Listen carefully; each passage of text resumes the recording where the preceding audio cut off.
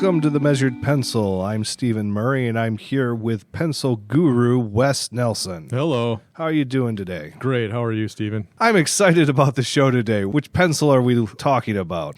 Well, today I brought in the Uni Kuru Toga in .5. And why did you pick this pencil? Because it has an engine to it. Ooh. That is sexy. Very sexy. Before we jump in at all, I'm going to say this is unlike your typical pencil that you choose. It's not metal. Correct. It's not metal. It's plastic. I should like this pencil a lot. Do I? Let's find out later. Find out. All right, here's the introduction to the Uni Kuru Toga. When you think high-tech, mechanical pencils are probably not at the forefront of your thoughts.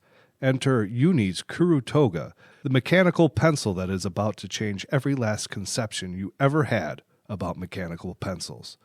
This innovative pencil features a built-in mechanism that rotates the lead in the pencil as you write, resulting in a sharp, crisp line. With regular mechanical pencils, the lead gets worn down on one side while you're writing, resulting in a slanted edge.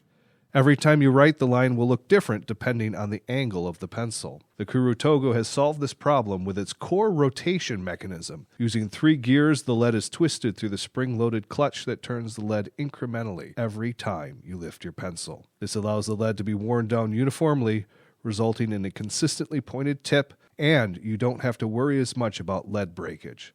The Kuru Toga comes in 3 lead sizes, 0.3, 0.5, and 0.7 millimeters. Every week here, we try to pull in a few Amazon reviews to give you some context about the pencil we're reviewing. This one, they all seem to like it. Of course they do. So I don't have a huge range of reviews to bring in. If there's any complaints, it's about the eraser mainly, not the pencil. Either it's too small or it doesn't replace well. And if you don't have a fresh eraser in it, it becomes hard to advance the lead. Interesting. But most people really like this writing utensil. Here's Dan. He says, good pencil and lead for research, 4 out of 5 stars. Wow. The one thing I love is the lead. Is it diamond infused? But this is the nicest lead I've ever used, and I use a lot of lead. Ooh. I only just now realized the body is plastic and not metal.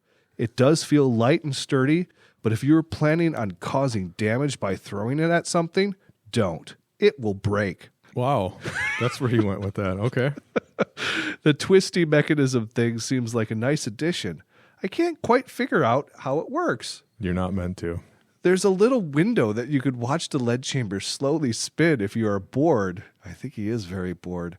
I have a number of these particular brands of pencils that I'm using while in grad school to make notes in the margin. Okay, don't brag. If I ever finally graduate, I need to thank these pencils in my acknowledgments. What? That's Dan from Amazon. He must really like it. Dan, I hope you graduate as well. Let's not put too much pressure on the pencil, though. I think that's on you, buddy. What do you think about this pencil, Wes? I should like this pencil. Should is doing a lot of work there. It's doing a lot of work. I should like this pencil because it's predictable, because it consistently produces. It consistently puts out lead, which I should like. I should like that it solves, in air quotes, the problem of the slanted edge. But I am not like this pencil. I am not consistent. I am up and down. I am a moody son of a bee. That's right. I am unpredictable. I like the way my writing looks when I get the slanted edge to be a perfect, what I deem perfect kind of angle to it. I like the style that it adds to my writing. I don't want a pencil to dictate to me what the edge should be.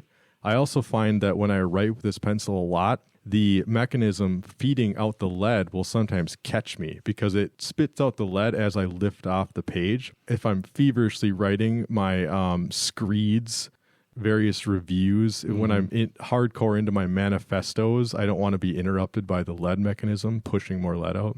Now, can you clarify this lead mechanism? Do you have to click lead to advance it, or does it perfectly advances for you? It advances as you're writing. And it rotates it. And it rotates it to get rid of the edge. That's amazing. So I should like that, right? I don't have to click the advancement. It just comes out on its own. You don't have to pause mid-amazing thought to click some more lead out. Like you could just keep going until the lead runs out. But what if you like the pause? What if you like the slanted edge?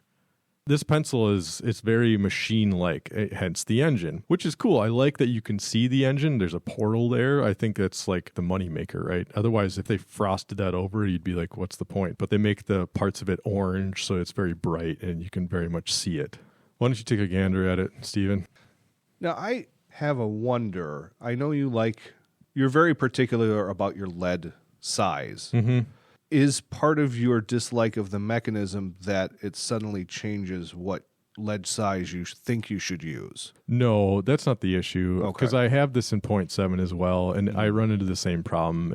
I cultivate a certain edge as I'm going, and I try to play off of that angle, and I even will move my hand around to make sure that I'm getting that kind of like nice little...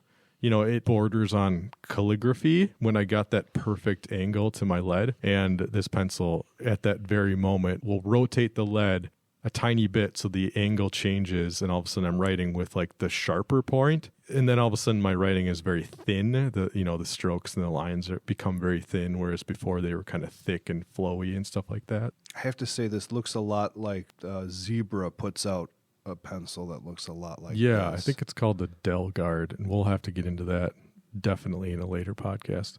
And I agree. I think if they frosted over, or if this mechanism wasn't completely clear, it would just be a pencil. Yeah, you would never know. Never know. Yeah. I like the eraser so far. I don't like that if my hands have even a slight bit of sheen or moisture to them, I can't get the cap of the eraser off. And I also don't like that when I put the cap to the eraser back on, I have to fully push down, which is just going to spit more lead out. So it takes a little bit to engage the cap so it'll stay on. That part I don't necessarily enjoy, but that's kind of a small little issue. So is this a pencil you'd spend money on? I would. You have to try this. It's like an antidepressant. Like you got to try it to see what happens. Do you enjoy your life with your edges blunted?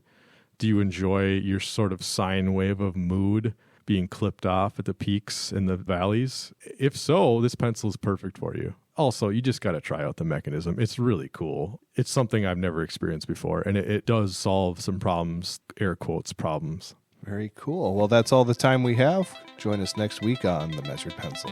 See ya. This was The Measured Pencil with Wes Nelson and Stephen Murray. Follow us on Instagram for more content and to see what the pencils actually look like. If you have a pencil that you would like us to review, contact us through our Acast page and your pencil might be part of a future episode. And if you haven't already followed us, please click subscribe on your favorite place to listen to podcasts.